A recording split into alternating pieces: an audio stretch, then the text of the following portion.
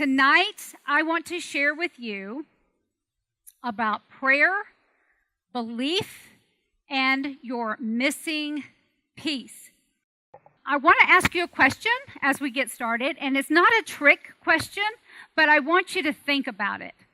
How many of you here have never, ever had a problem? Raise your hands.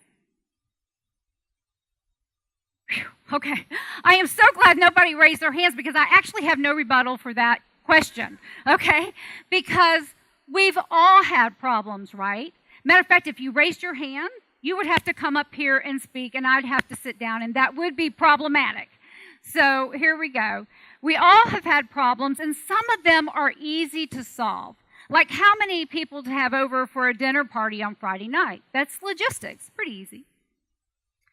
Some of them are not so easy to solve, and they're kind of long-winded problems that seem to plague us for years. You know, the ones that we agonize over, the ones that torment our hearts day in and day out, night after night. You know, the ones I'm talking about, like the bad marriage or the abusive situation, the financial crisis that never seems to end.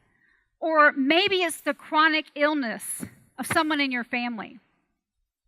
Or it's the teenage or adult child that makes one poor decision after the other until you want to pull your hair slap out. Or maybe it's that broken relationship. In these situations, we pray and we wait. We pray and we wait. And sometimes we pray and things get worse. Have you ever noticed that?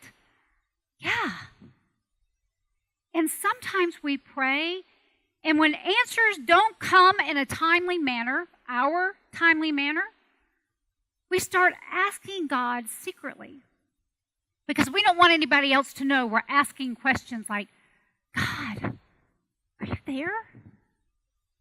God, do you care? God, are you ever going to answer my prayer?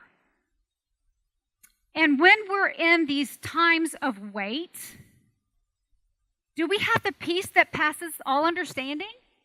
Or do we worry? Are we anxious? I know for me personally, I have my quiet time in the morning. And if I have, problems, things that are bothering me, I lay them out before the Lord in the morning. And I do have peace for a little bit.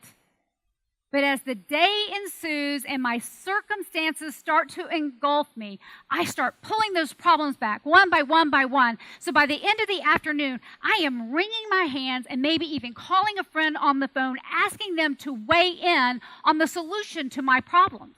Y'all ever do that? Yes.